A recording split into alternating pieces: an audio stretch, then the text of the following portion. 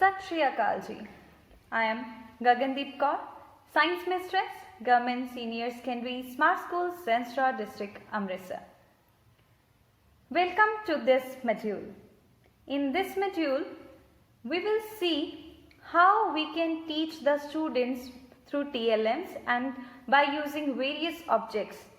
As it is said, teaching is an art as well as science. ਜਿਵੇਂ ਕਿ ਸਾਨੂੰ ਸਾਰਿਆਂ ਨੂੰ ਪਤਾ ਹੈ ਕਿ ਵਿਦਿਆਰਥੀਆਂ ਨੂੰ ਟੀਚ ਕਰਨ ਦੇ ਲਈ ਸਾਨੂੰ ਬਹੁਤ ਸਾਰੀਆਂ ਟੈਕਨੀਕਸ ਸਟ੍ਰੈਟਜੀਜ਼ ਤੇ ਬਹੁਤ ਸਾਰੇ TLMs ਜਿਹੜੇ ਨੇ ਉਹ ਆਪਣੀ ਟੀਚਿੰਗ ਦੇ ਵਿੱਚ ਇਨਵੋਲਵ ਕਰਨੇ ਪੈਂਦੇ ਨੇ ਤਾਂ ਕਿ ਬੱਚਿਆਂ ਦੀ ਲਰਨਿੰਗ ਜਿਹੜੀ ਹੈ ਉਹ ਬਹੁਤ ਹੀ ਵਧੀਆ ਤਰੀਕੇ ਦੇ ਨਾਲ ਹੋ ਸਕੇ। ਸੋ ਟੀਚਰਸ, ਇਸ ਮੋਡਿਊਲ ਦੇ ਵਿੱਚ ਅਸੀਂ ਬਹੁਤ ਸਾਰੀਆਂ ਚੀਜ਼ਾਂ ਜਿਹੜੀਆਂ ਉਹਨਾਂ ਨੂੰ ਯੂਜ਼ ਕਰਾਂਗੇ, ਜਿਸ ਤਰ੍ਹਾਂ ਸਟੋਨਸ, ਆਈਸਕ੍ਰੀਮ ਸਟਿਕਸ ਜਾਂ ਘਰ ਵਿੱਚ ਪਈਆਂ ਬਹੁਤ ਹੀ ਸਾਡੇ ਆਮ ਜਿਹੜੀਆਂ ਵਰਤੋਂ ਦੀਆਂ ਚੀਜ਼ਾਂ ਨੇ ਉਹਨਾਂ ਨੂੰ ਅਸੀਂ ਯੂਟੀਲਾਈਜ਼ ਕਰਕੇ TLMs ਬਣਾ ਸਕਦੇ ਹਾਂ ਤੇ ਵਿਦਿਆਰਥੀਆਂ ਨੂੰ ਅਸੀਂ ਸਾਇੰਸ ਦੇ ਕਨਸੈਪਟਸ ਬੜੇ ਹੀ ਆਸਾਨੀ ਦੇ ਨਾਲ ਟੀਚ ਕਰ ਸਕਦੇ ਹਾਂ।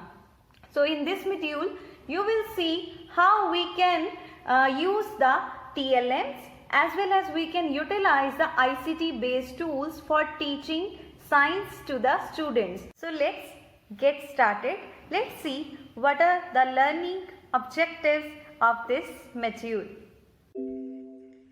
Topic is Valency.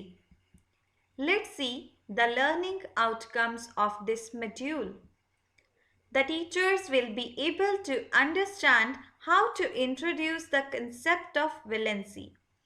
ਅਧਿਆਪਕ ਸਾਹਿਬਾਨ ਇਹ ਜਾਣ ਸਕਣਗੇ ਕਿ ਅਸੀਂ ਵੈਲੈਂਸੀ ਦੇ ਕਨਸੈਪਟ ਨੂੰ ਕਲਾਸਰੂਮ ਦੇ ਵਿੱਚ ਬੱਚਿਆਂ ਦੇ ਨਾਲ ਕਿਸ ਤਰ੍ਹਾਂ ਇੰਟਰੋਡਿਊਸ ਕਰਨਾ ਹੈ, ਇਸ ਕਨਸੈਪਟ ਨੂੰ ਕਿਸ ਤਰ੍ਹਾਂ ਉਹਨਾਂ ਦੇ ਰੂਬਰੂ ਕਰਨਾ ਹੈ।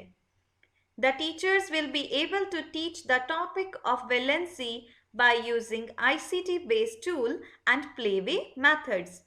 ਅਧਿਆਪਕ ਸਾਹਿਬਾਨ ਇਹ ਜਾਣ ਸਕਣਗੇ ਕਿ ਕਿਸ ਤਰ੍ਹਾਂ ਅਸੀਂ ICT based tool ਦਾ ਅਤੇ playway methods ਦਾ ਯੂਜ਼ ਕਰਕੇ ਵੈਲੈਂਸੀ ਦੇ ਟੌਪਿਕ ਨੂੰ ਬੱਚਿਆਂ ਨੂੰ ਟੀਚ ਕਰ ਸਕਦੇ ਹਾਂ। The teachers will be able to prepare TLM using waste material and household things. ਅਧਿਆਪਕ ਸਾਹਿਬਾਨ ਘਰ ਵਿੱਚ ਪਈਆਂ ਫਾਲਤੂ ਵਸਤੂਆਂ ਨੂੰ ਵਰਤ ਕੇ TLM ਬਣਾਉਣਾ ਸਿੱਖਣਗੇ। The teachers will be able to use the TLM while teaching the valency in an appropriate manner. ਅਧਿਆਪਕ ਸਾਹਿਬਾਨ TLM ਨੂੰ ਕਿਸ ਤਰ੍ਹਾਂ ਵਰਤਣਾ ਹੈ ਵੈਲੈਂਸੀ ਦੇ ਟੌਪਿਕ ਨੂੰ ਟੀਚ ਕਰਨ ਲਈ ਉਹ ਜਾਣ ਸਕਣਗੇ। The teachers will be able to correlate the journal formulas with the concept of valency. ਅਧਿਆਪਕ ਸਾਹਿਬਾਨ ਇਹ ਜਾਣ ਸਕਣਗੇ ਕਿ ਕਿਸ ਤਰ੍ਹਾਂ ਅਸੀਂ ਜਰਨਲ ਫਾਰਮੂਲਾਜ਼ ਤੇ ਵੈਲੈਂਸੀ ਦੇ ਕਨਸੈਪਟ ਨੂੰ ਇੱਕ ਦੂਜੇ ਨਾਲ ਕੋਰਿਲੇਟ ਕਰਨਾ ਹੈ। The teachers will be able to know about the common errors that students generally do while writing formulas and valency.